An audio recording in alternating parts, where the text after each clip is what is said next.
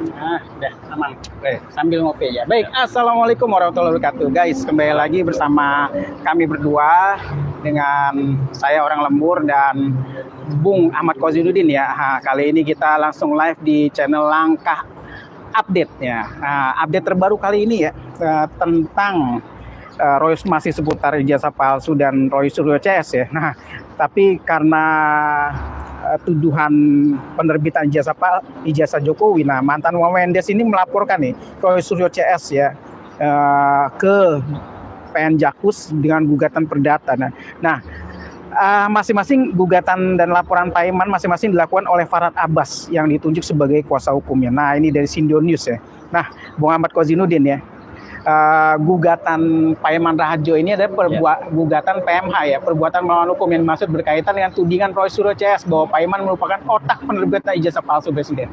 Nah, yang digugat nih ada banyak juga nama-namanya. Ada Roy Suryo, Roismond, dan Bang Egy Sujana dan banyak juga lainnya, ada 7 ya.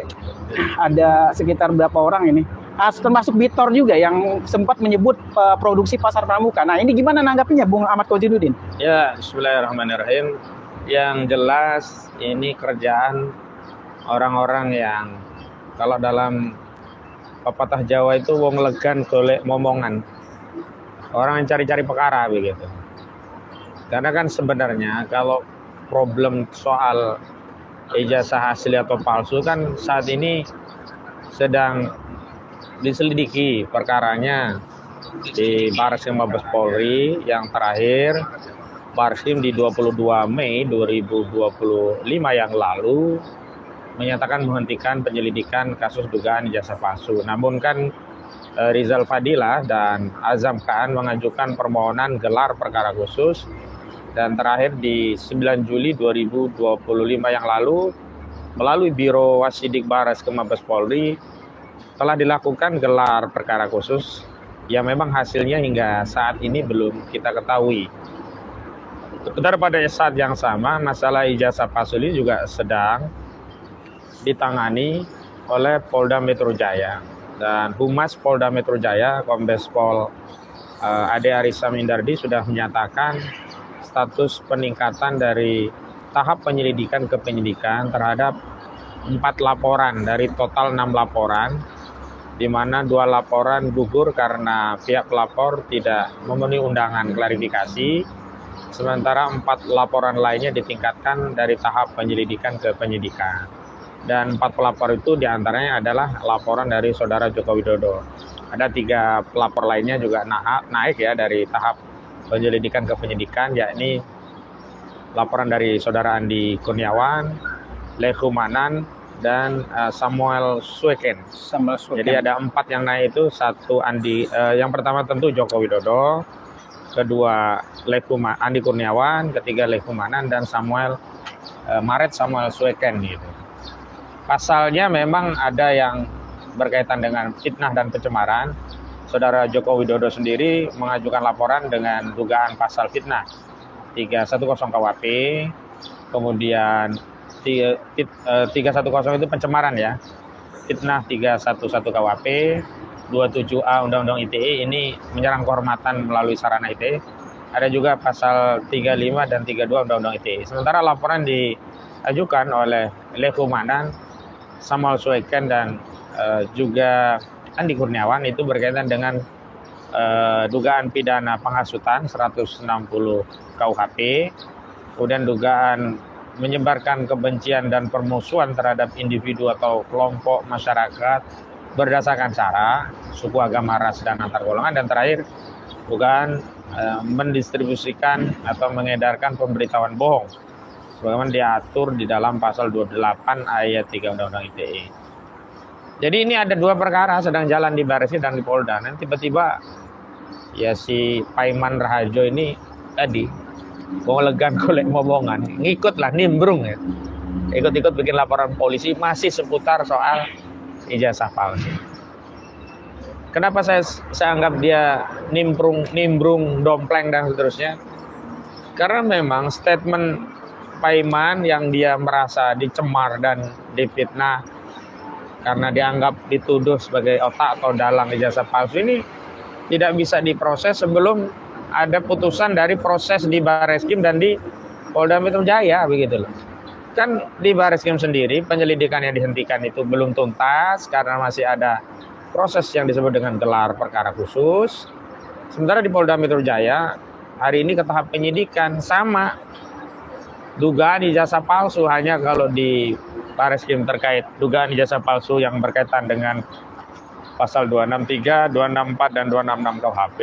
Sementara di Polda itu justru tuduhan pencemaran dan fitnah karena menganggap ijazahnya palsu. Asasnya semua masih sama ya, ini terkait ijazah palsu begitu. Karena itu aneh gitu loh.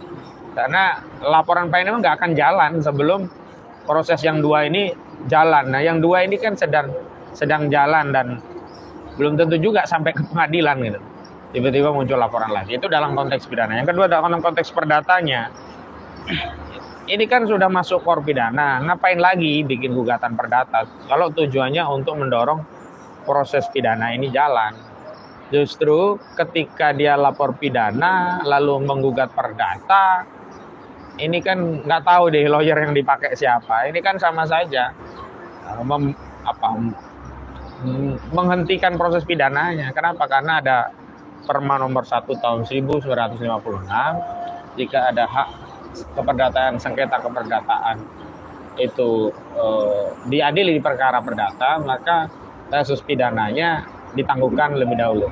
Terlepas alasan Pak Iman dalam gugatan saya tidak tahu ya seperti apa, karena terus terang klien-klien kami ini kan belum menerima panggilan sidang, walaupun ada berita katanya 29 Juli ya? 29 Juli. Iya, tapi klien kami belum pernah menerima panggilan sidang, jadi ya tidak tahu juga apa sih materinya gitu loh. Tapi kalau kaitannya dengan Pak Iman ya tetap saja tidak lepas dari masalah ijazah palsu gitu loh. Jadi apa pula yang mau digugat gitu.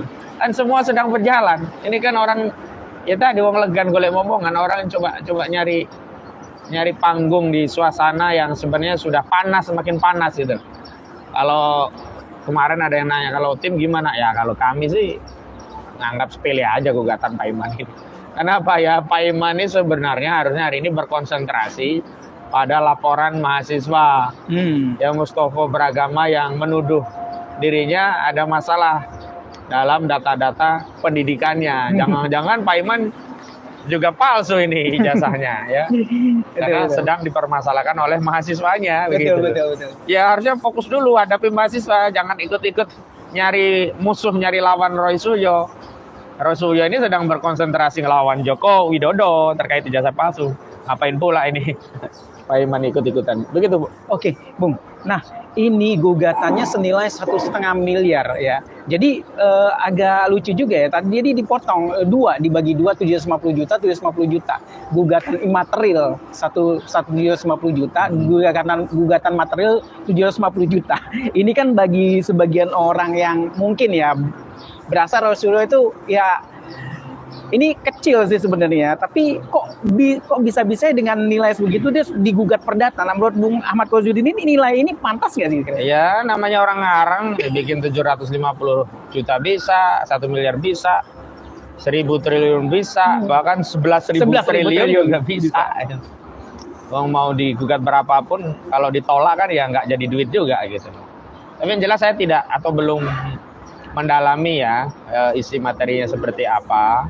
Karena saya tegaskan Roy Suryo itu belum terima panggilan sidang dan seterusnya. Ya bagaimana kita akan mengomentari sesuatu yang pasti belum datanya belum valid gitu. Iya betul.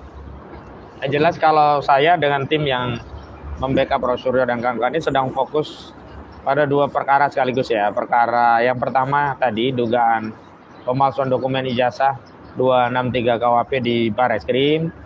Yang kedua, dugaan fitnah pencemaran 310 dan 311 KIP di Polda Metro Jaya. Dan insya Allah Senin kami akan ke Polda Metro Jaya. Untuk apa Senin kami ke Polda Metro Jaya? Tunggu saja. Oke. Saya undang ya media, YouTuber Senin ikut meliput. Insya Allah kami akan datang ke Polda Metro Jaya. Nah, terkait apakah Pak Iman ini menggugat Roy Suryo secara perdata itu apakah terkait dengan waktu dulu kalau nggak salah waktu kita ke wawancara itu terakhir adalah dia Roy Suryo sempat diancam ya melalui WA ya.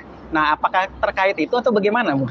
Saya tidak tahu karena materinya belum kami terima, Roy Suryo juga belum terima. Tapi memang kronologisnya Pak Iman sempat ya mengancam dalam tanda kutip ya klien kami Roy Suryo ini melalui pesan WhatsApp yang kemudian setelah disepil oleh Roy Suryo ke publik ya, dia buru-buru minta maaf.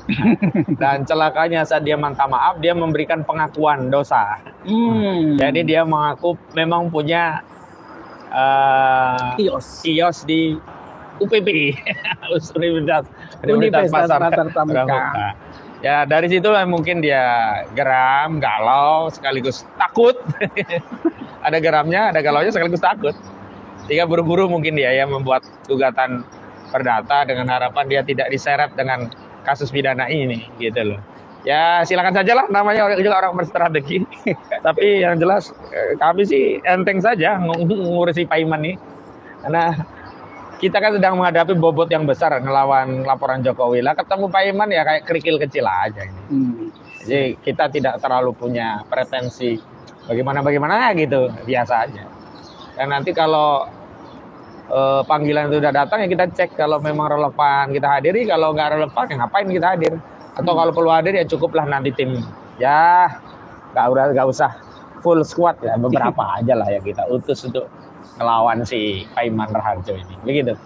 Baik, nah sebagai pengacara yang lagi vokal ya dalam hal ini ya, nah tentu mungkin ya gugatan nilai ini berdampak signifikan terhadap rakyat gitu, apalagi dengan gugatan ini ada nilainya gitu. Nah, Bung Ahmad Khawjudin, ini kita melipir ke arah yang lain ini.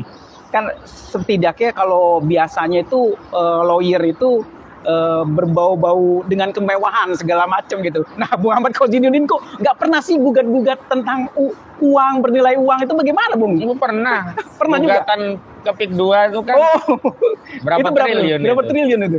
Saya lupa. 5.000 atau 6.000 triliun. Oh, tapi kan untuk negara. Untuk negara, gitu. Tapi bukan untuk pribadi kan? Bukan. Jadi begini, kalau kita bicara uang, kemewahan itu bukan berbau, itu harum itu. Berharum gitu. Harum. Kalau wangi gitu. Jadi begini, ukuran seseorang menggugat itu bukan nilai uang atau kompensasi yang dituntut, tapi fokus lagi balik lagi kepada kebenaran. Faktanya seperti apa sih? Kalau saya membela Roy Suryo, ya, kami membela Roy Suryo, dan kami membela Rismon dan yang lainnya, juga membela korban PIK 2, juga melawan oligarki PIK 2, membela misalkan Charlie dan sebagainya, itu karena value kebenaran. Jadi kita itu yang pertama memverifikasi apakah sebuah perkara layak untuk dibela atau tidak.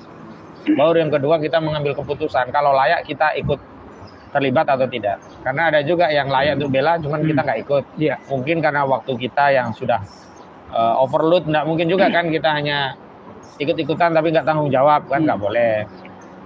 Tapi yang pertama, kalau ternyata perkara itu nggak layak dibela, ya terlepas bahwa seorang pengacara itu dibayar karena jasa hukumnya, kan kita boleh juga untuk tidak menjual jasa kita kepada perkara yang tidak layak. Dan dalam kode etik advokat tuh advokat boleh menolak kasus karena ada konflik interest, kepentingan value yang dia yakini nggak pas, boleh. Sebaliknya, kalau itu memang perjuangan, ya pengacara juga harus menyisihkan waktunya untuk perkara-perkara yang pro bono. Pro bono itu tanpa digaji, tanpa dibayar. Gitu. Dan kasus-kasus publik seperti PIK 2, termasuk juga ya Roy Suryo Rismon, ini kan perkara pro bono. Memang value-nya kita sedang punya pandangan yang sama bahwa ini kebenaran ya. Orang mengkritik ijazah seorang mantan presiden itu bukan kejahatan gitu. Sehingga kita bela. Kecuali ini pencuri ya, memang koruptor gitu, kita nggak bela. Ini kan enggak. Nah, karena itulah saya kira kawan-kawan ya kalau melihat lawyer itu juga tidak, justru yang harus dilihat itu value-nya dulu. Bahwa lawyer itu mungkin ya punya rezeki berbeda, gaya berbeda. Ada sebagian yang mengidentikan atau mengasosiasikan dengan kemewahan dan seterusnya. Nggak salah juga kalau itu dimiliki oleh lawyer gitu kan, nggak wajib kaya juga, nggak wajib miskin juga gitu, boleh-boleh saja gitu. Tapi kalau kita bicara tentang kebenaran, tentang apa yang semestinya dibela atau tidak, dari situlah kita bisa melihat legacy lawyer, karakter dan reputasinya seperti apa itu di situ. Dan saya tanpa membandingkan dengan yang lain, juga tanpa mendiskreditkan yang lain, saya masing-masing lawyer punya style sendiri, dan saya memang mengambil pilihan seperti itu. Pilihan untuk memastikan value kebenaran dulu, baru kita bicara ini layak dibela, baru kita bicara apakah kita punya waktu ya untuk membela. Karena layak pun tidak semua perkara. Ya kalau hari ini kan banyak orang terzalimi, gimana kita membela seluruh rakyat Indonesia? Pasti kita pilih, tetapkan skala prioritas dan kemampuan maksimal dari waktu yang kita miliki untuk memberikan pembelaan hukum kepada masyarakat. Begitu. Oke, Bung, sebagai closing statement nih, umat ini kan mencari-cari nih siapa sih pembela kebenaran yang memang, atau pembela rakyat yang memang tidak ada embel-embel di belakangnya gitu. Nah, biasanya ini kan orang tuh kalau udah terkenal, viral atau lagi di atas, biasanya ujung-ujungnya tuh biasa sih kalau komentar tuh ujung-ujungnya mau jadi caleg, ujung-ujungnya apa gitu. Nah, menurut Bung Ahmad Khojudin ini gimana nih? Sekaligus pesan lah buat para pencari keadilan. Ya, jadi begini. Ya motif orang macam-macam lah. Iya, motif orang macam-macam. Biarkan saja. Kalau saya hanya melihat zohirnya. Kalau usul-usulan motif, niat, biarlah orang. Kalau kita bicara hadis itu innamal a'malu binniyat. Segala amal bergantung pada niat, berpulang kepada niat masing-masing. Tapi zohirnya kalau ada orang membela kebenaran, ya harus kita dukung gitu loh. Dan jangan pula kita punya prejudice atau berasumsi setidaknya ya. Oh, orang ini cari panggung, orang ini enggak usah, biarkan saja. Kalaupun ada orang yang baik, orang yang benar, kemudian dia mendapat dukungan masyarakat, dicintai rakyat, kan bagus juga. Ketimbang orang tadi yang jahat yang jadi idola misalkan ya. Kan bagus juga kalau ada masyarakat mencintai kebenaran dan membersamai orang-orang yang ada di jalan kebenaran gitu. Jadi saya kira ya biasa saja ya, setiap aktivitas itu ada respon, ada feedback. Dan kalau ada orang memberikan feedback terhadap kebenaran dengan meningkatnya dukungan, dan dia bisa hadir lebih banyak disimak pemaparannya kepada publik, misalkan tampil di media dan sebagainya, nggak ada masalah itu. Bahkan kebaikan akan lebih mudah dijangkau oleh masyarakat ketika kebaikan itu dipentaskan dengan kebatilan. Jangan yang pentas kebatilan terus gitu loh. Enak juga kita selama ini lihat yang pentas kebatilan terus gitu ya. Begitu saja ya. Baik guys, emang itu ya kita sekilas ya berita terbaru tentang Roy Suryo dan kawan-kawan. Nah, ini bersama saya Bung Olang, orang lembur ya. Kemudian nggak pakai kacamata dulu nih. Baik guys, itu saja dari kami berdua. Semoga besok ya para media, para awam media dan YouTuber diundang semua untuk meliput konferensi pers yang akan memberikan surat untuk ke Polda Metro Jaya. Sekian dari kami berdua dari ujung negeri antah berantah bersama saya orang lembur. Wassalamualaikum warahmatullahi wabarakatuh. Waalaikumsalam warahmatullahi wabarakatuh.